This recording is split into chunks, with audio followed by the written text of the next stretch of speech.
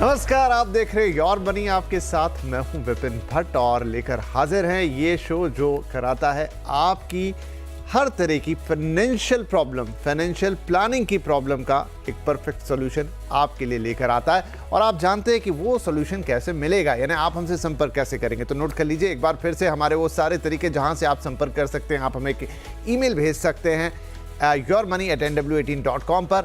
उससे आसान तरीका जानना चाहते हैं तो आप हमें एक मैसेज कर सकते हैं व्हाट्सएप पे 7045220000 पर। इसके अलावा आप ये जो आपका मनपसंद शो है ये फेसबुक और एक्स पर लाइव रहता है डेली। तो अगर आप डिजिटल वॉचर हैं, आप एक डिजिटली शो देखना पसंद करते हैं इन प्लेटफॉर्म्स के ऊपर, तो वहाँ कमेंट बॉक्स में जाकर भी अपने सवाल पूछ सकते हैं। कोई भी तरीका अपना लीजिए, बस अपनी समस्या को हमें दीजिए और उसका सॉल्यूशन हम आपके पास लेकर आ जाएंगे। और आज हमारे साथ कार्यक्रम में जुड़ रहे हैं वॉइस इन्वेस्ट के सीईओ हेमंत रुस्तगी जी, जिनसे हम आपके पर्सनल फाइनेंस की प्लानिंग कराएंगे और साथ में कुछ और इंटरेस्टिंग चीज़ें भी बताएंगे। हेमंत जी, बहुत बहुत स्वागत है आपका, और काफ़ी वक्त बाद हमारा ये मिलना हुआ है ऑन एयर ही सही। जी विपिन, बिल्कुल काफी समय के बाद बहुत अच्छा लग रहा है आपके साथ शो करते हुए। Equally feeling well sir. तो चलिए शुरुआत करते हैं, और परंपरा के मुताबिक हम शो के पहले कुछ ऐसी फाइनेंशियल टिप्स देते हैं अपने दर्शकों को जो उनके इस पर्सनल फाइनेंस की जर्नी में उन्हें बहुत काम आती है। तो आज हम बात करेंगे कि आपकी किसी भी पर्सनल फाइनेंस में एक एसआईपी करने के पहले, कोई बड़ा निवेश करने के पहले 2-3 बड़ी चीज़ें जो करना बेहद आवश्यक है, और वो भी आपकी पर्सनल फाइनेंस की एक नींव को बनाता है, वो हम हेमंत जी से जानेंगे। तो हेमंत जी, वो क्या फैक्टर्स हैं, वो क्या एस्पेक्ट्स हैं जो किसी को भी अपनी पर्सनल फाइनेंस की जो प्लानिंग है या वो सफ़र है, वो जर्नी शुरू करने के पहले सबसे पहले करना चाहिए? जी विपिन, जैसे आपने बिल्कुल सही कहा, ये बहुत ही इंपॉर्टेंट एस्पेक्ट है। देखिए, बहुत अच्छा लगता है जब हम देखते हैं कि अभी के जो निवेशक है वो काफी अच्छे से अपनी इन्वेस्टमेंट प्रोसेस को प्लान करते हैं, गोल बेस्ड इन्वेस्टमेंट प्रोसेस फॉलो करते हैं। यानी किस तरह के गोल, कितना टारगेट, कैसे इन्वेस्ट करें। तो ये सब देख के बहुत अच्छा लगता है, क्योंकि ये पिछले कुछ सालों में जो बदलाव आया है। लेकिन एक एस्पेक्ट जो मुझे लगता है अभी भी काफी इन्वेस्टर्स उसको इग्नोर करते हैं, वो है रिस्क मैनेजमेंट। रिस्क मैनेजमेंट हमारे इन्वेस्टमेंट प्रोसेस का बहुत इंपॉर्टेंट हिस्सा है, और वो दो तरीके से आता है। एक होता है हमारे पोर्टफोलियो से रिलेटेड रिस्क, उसको हम कैसे कम करते हैं, क्योंकि वो भी कम करना बहुत जरूरी है। तो वहां पे हम डाइवर्सिफाई करते हैं अक्रॉस डिफरेंट एसेट क्लासेस। यानी हम फिजिकल एसेट में इन्वेस्ट करते हैं, हम फाइनेंशियल एसेट में इन्वेस्ट करते हैं। उसके अंदर भी कंजर्वेटिव इन्वेस्टमेंट ऑप्शंस हैं, मार्केट लिंक प्रोडक्ट्स हैं, हम एसेट एलोकेशन फॉलो करते हैं। तो ये होता है हमारे पोर्टफोलियो के अंदर जो रिस्क है उसको कम करने का तरीका, जो हम ज्यादातर निवेशक जो है वो इन्वेस्टमेंट करने के टाइम अब हमने देखा है कि वो उस पर ध्यान देने लगे हैं। दूसरा इंपॉर्टेंट जो रिस्क है वो है हमारे ओवरऑल इन्वेस्टमेंट प्रोसेस से। देखिए क्या होता है, जब हम गोल बनाते हैं, हम कोशिश करते हैं कि भाई अगले 20 साल में हमको बच्चों के एजुकेशन के लिए पैसा चाहिए, अपने रिटायरमेंट के लिए चाहिए, कोई एसेट्स खरीदने हैं, तो हम उसके लिए इन्वेस्टमेंट प्लान बना के पूरी मेहनत करते हैं, पैसा कमाते हैं और उसको इन्वेस्ट करते हैं। लेकिन वहां पे जो बड़े रिस्क है वो ये है कि जो अर्निंग मेंबर्स हैं, जो हमारे इन्वेस्टमेंट प्रोसेस में जो कंट्रीब्यूट कर रहे हैं, अगर उनको कुछ हुआ, जैसे बोलते हैं ना व्हाट इफ सिनेरियोस, अगर ऐसा हुआ तो फिर क्या हो। वो लाइफ से रिलेटेड हो सकता है, जैसा कि हम जानते हैं कि लाइफ बहुत अनसर्टेन है, कुछ भी हो सकता है। हमारी हेल्थ से रिलेटेड हो सकता है, या कोई ऐसी फाइनेंशियल इमरजेंसी आ जाए जिसके लिए अगर हम तैयार नहीं है, तो कहीं ना कहीं हम देखेंगे कि हमारा जो पूरा इन्वेस्टमेंट प्रोसेस है वो पूरा बिगड़ जाता है। ये मुझे लगता है बहुत ही इंपॉर्टेंट एस्पेक्ट है। निवेश करने से पहले 3 चीजों पे ध्यान रखनी है रिस्क मैनेजमेंट के लिए। एक, आपका जो लाइफ इंश्योरेंस होना चाहिए, आपकी लाइफ की जो रिस्क है उसको कम करें। और वहां पे भी जरूरी क्या है, एक तो इंश्योरेंस हो, राइट प्रोडक्ट। मतलब ज्यादातर हमने क्या देखा है कि लोग एक ऐसी इन्वेस्टमेंट कम इंश्योरेंस प्लान लेते हैं जहां पे ना तो आपको इंश्योरेंस सही से मिलता है, ना तो आपको जो रिटर्न मिलने चाहिए लॉन्ग टर्म में वो आपको मिलते हैं। तो वहां पे आप कोशिश कीजिए कि आप एक टर्म प्लान लें। प्रीमियम कम है लेकिन जितना क्वांटम आपको कवर चाहिए वो आपको मिलता है। तो ये एक इंपॉर्टेंट एस्पेक्ट है। और एडिक्वेट सम इंश्योर्ड कैसा हो, आप देखेंगे कि अगर एक थंब रूल फॉलो करेंगे, 10 से 15 साल की आपकी जो ग्रॉस इनकम है और आपकी जो लाइबिलिटीज है, उतना रिस्क उतना आपके पास कवर होना चाहिए। दूसरा, हेल्थ इंश्योरेंस। अब हम जानते हैं हमारा लाइफस्टाइल कैसा है। एक बार अगर आप हॉस्पिटल चले गए ट्रीटमेंट के लिए, लाखों रुपए खर्चा आता है, वो कहीं ना कहीं आपकी जो पूरी फाइनेंशियल प्लानिंग को बिगाड़ देता है। तो हेल्थ इंश्योरेंस हो, वहां पे भी क्वांटम सही हो और एक सही प्रोडक्ट हो।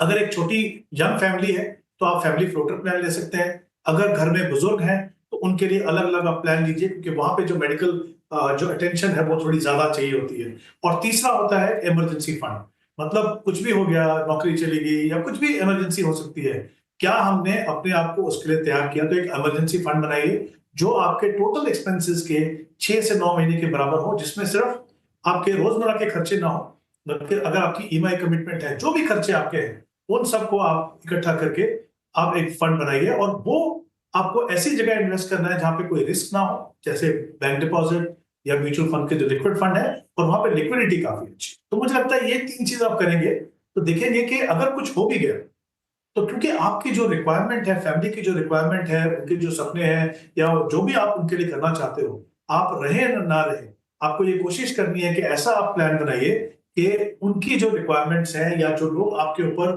फाइनेंशियली डिपेंडेंट है वो सडनली एक्सपोज ना हो एक ऐसे रिस्क पे कि उनको पता ना चले कि उनकी लाइफ में क्या करना। तो मुझे लगता है ये रिस्क मैनेजमेंट दोनों साइड से पोर्टफोलियो के अंदर जो होगा, डाइवर्सिफिकेशन एसेट एलोकेशन से, और ओवरऑल इन्वेस्टमेंट प्रोसेस का रिस्क होगा रिस्क मैनेजमेंट से, जिसमें हेल्थ इंश्योरेंस, लाइफ इंश्योरेंस और इमरजेंसी फंड होगा।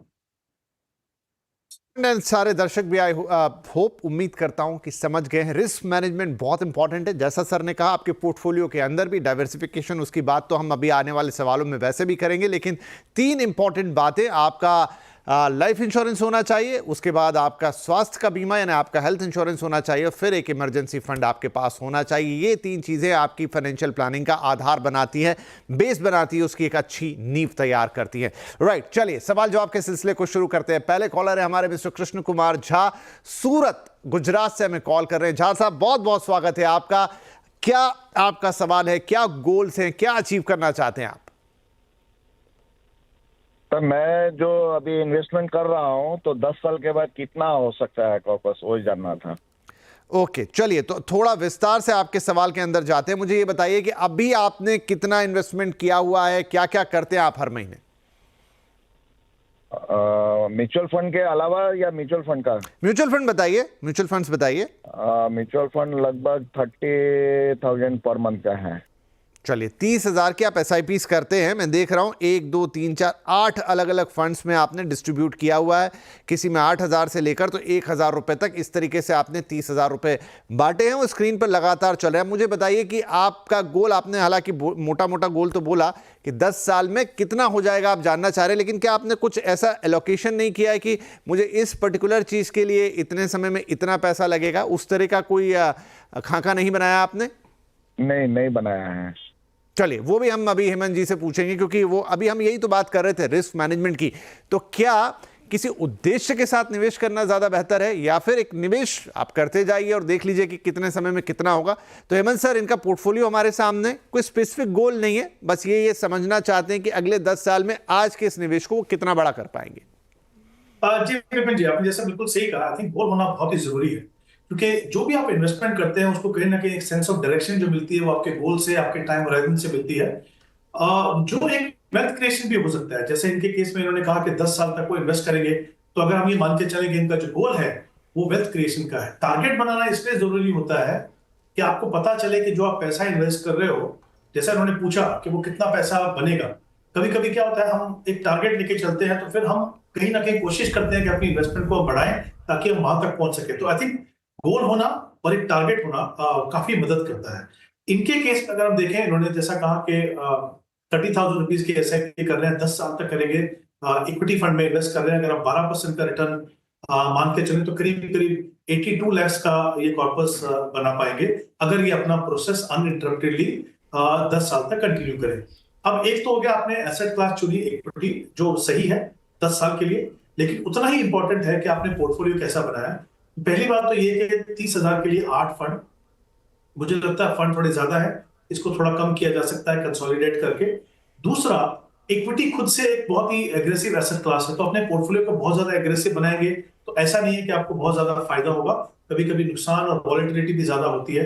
इनके केस में अगर आप देखें, 8 में से 4 फंड जो है वो स्मॉल कैप फंड है, और 30,000 में से 18,000 की जो इन्वेस्टमेंट है वो स्मॉल कैप में हो रही है, यानी 60% इन्वेस्टमेंट जो है वो स्मॉल कैप में है। जाहिर सी बात है पोर्टफोलियो में एग्रेशन बहुत ज्यादा है, इसको कम करने की जरूरत है। तो हम कोशिश करते हैं कि इस एग्रेशन को भी कम करें और इनके जो फंड्स हैं उनको भी हम कम करने की कोशिश करें। तो 4 जो स्मॉल कैप है उसमें से एक फंड रखिए आप, जो बंधन स्मॉल कैप हो सकता है, जिसमें आप 8,000 रुपीज इन्वेस्ट कर रहे हैं, उसको आप कंटिन्यू करते रहिए।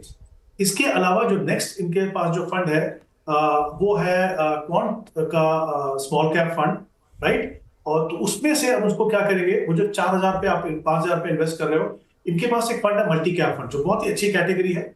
उन दोनों को आप कंबाइन कीजिए और वो पूरा पैसा जो है 7,000 वो आप निपॉन मल्टी कैप में लगाइए, तो वो दूसरा चेंज होगा। तीसरा एक एसबीआई कॉन्ट्रा फंड है, जो काफी अच्छा फंड है और I think long term portfolio में रह सकता है, जिसमें वो 5,000 इन्वेस्ट कर रहे हैं, उसमें आप कंटिन्यू करते रहिए।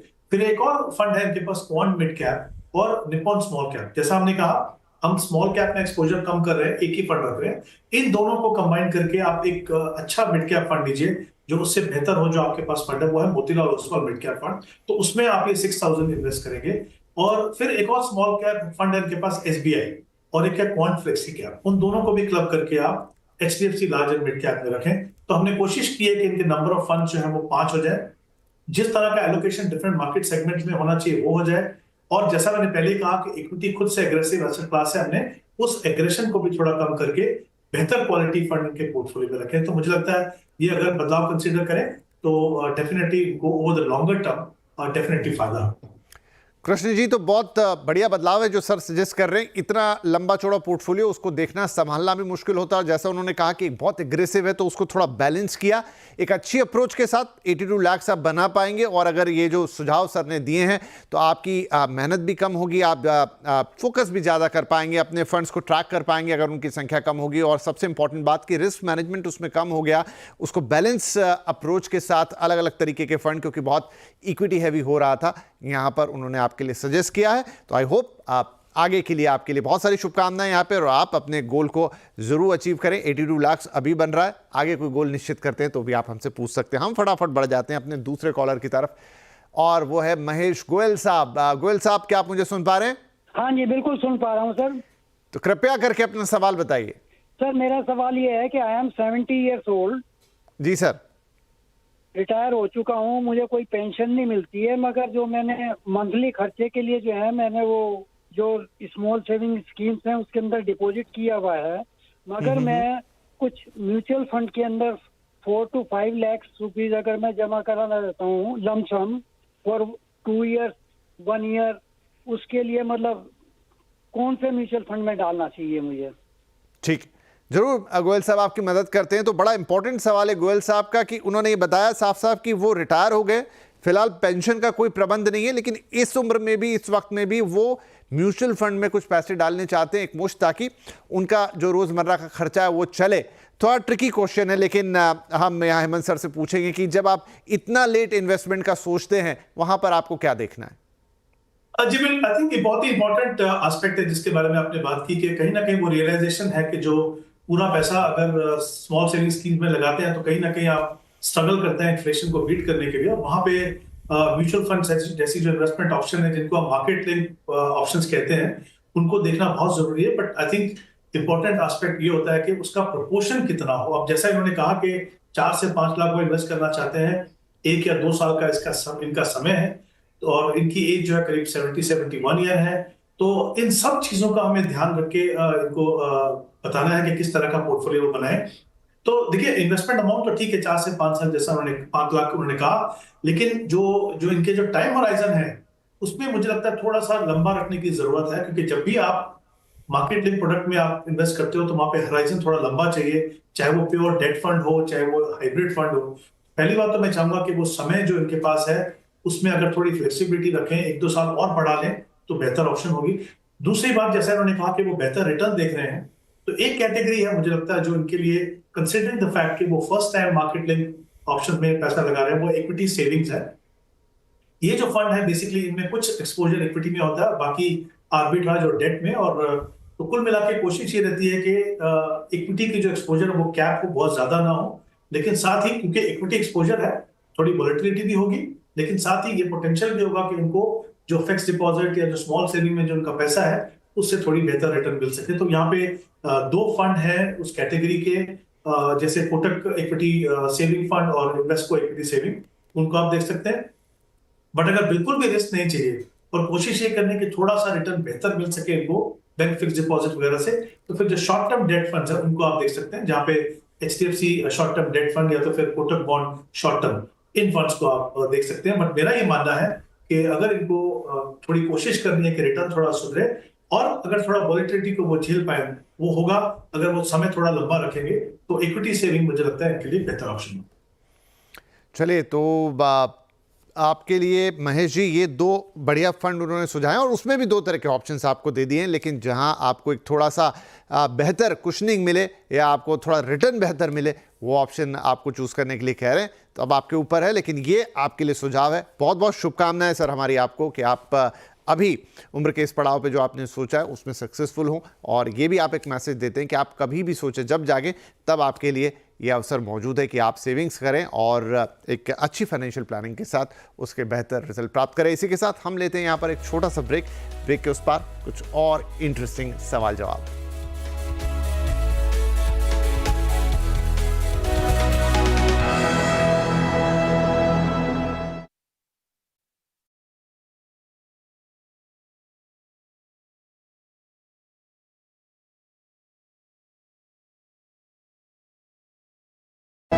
Welcome back. आप देख रहे हैं योर मनी और हम दे रहे हैं आपकी फाइनेंशियल प्रॉब्लम्स के सॉल्यूशन, आपकी फाइनेंशियल प्लानिंग के लिए कुछ स्पेशल टिप्स। और हेमंत सर आज हमारे साथ बने हुए हैं।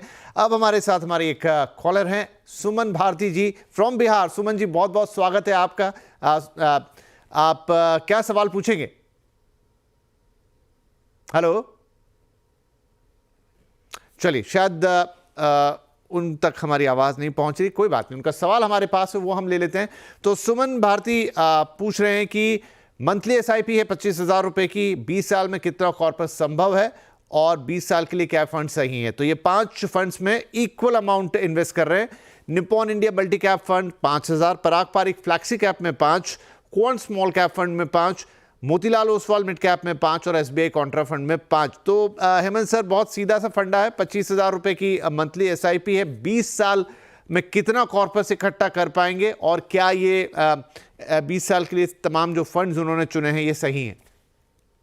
आई थिंक बिल्कुल इनका जो पोर्टफोलियो है, स्ट्रेटेजी बिल्कुल सही है। इतने लंबे समय के लिए इक्विटी में SIP से इन्वेस्ट करना, आई थिंक वेल्थ क्रिएशन का बहुत ही अच्छा फॉर्मूला है जो वो फॉलो कर रहे हैं, वो बिल्कुल सही है। इनका जो एक्सपेक्टेड कॉर्पस है, मुझे लगता है अगर 12% का रिटर्न मान के चले तो करीब करीब 2 करोड़ 30 लाख होगा। सबसे अच्छी बात यह कि इन्होंने जो फंड चुने हैं both in terms of categories और फंड पर से, दोनों के दोनों में बहुत अच्छा काम किया उन्होंने। मल्टी कैप फंड में Nippon multi cap, Parag Parikh flexi cap, small cap में मुझे लगता है एक मैं बदलाव उनको रिकमेंड करता हूं, अगर वो देखें तो बंधन स्मॉल कैप एक बेटर ऑप्शन हो सकती है कौन से। Motilal Oswal mid cap, SBI Contra, बाकी सारे फंड बिल्कुल सही हैं। इस प्रोसेस को आप कंटिन्यू कीजिए। जैसा मैंने कहा, करीब करीब 2 करोड़ 30 लाख का कॉर्पस आप 20 साल के बाद बना पाएंगे।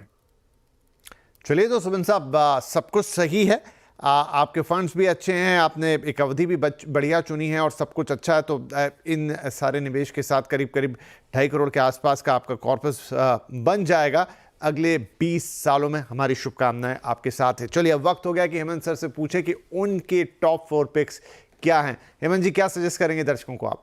जी, विपिन जी, जैसा मैंने शुरुआत में कहा था कि डाइवर्सिफिकेशन लेवल बहुत इंपॉर्टेंट है, स्पेशली जब आप इक्विटी में इन्वेस्ट करते हैं। तो 2 फंड कैटेगरी है, एक फंड कैटेगरी जैसे लार्ज एंड मिड कैप से Motilal Oswal large and mid cap, बंधन कोर इक्विटी, एक मल्टी कैप कैटेगरी जहां पे तीनों सेगमेंट में आपको एक्सपोजर मिलेगा, कोटक मल्टी कैप, और एक फोकस फंड है इन्वेस्को फोकस फंड, जो आप कह सकते हैं एक तरीके से फ्लेक्सी कैप कैटेगरी में है। ये 4 फंड है। चाहे आप एक्सपीरियंस निवेशक हो, चाहे आप नए निवेशक हो, इन फंड्स को in terms of quality, consistency, performance के हिसाब से अपने पोर्टफोलियो के लिए कंसीडर कर सकते हैं। चलिए, तो ऐसे 4 फंड जो नए निवेशक हों चाहे फिर ऑलरेडी इन्वेस्टेड हों, उन सबके लिए काम के डाइवर्सिफिकेशन इसकी की है। मोतीलाल ओसवाल लार्ज और मिड कैप, बंधन core equity fund, Kotak multi cap fund और इन्वेस्को इंडिया फोकस फंड, ये 4 फंड्स हेमंत रुस्तगी जी की तरफ से।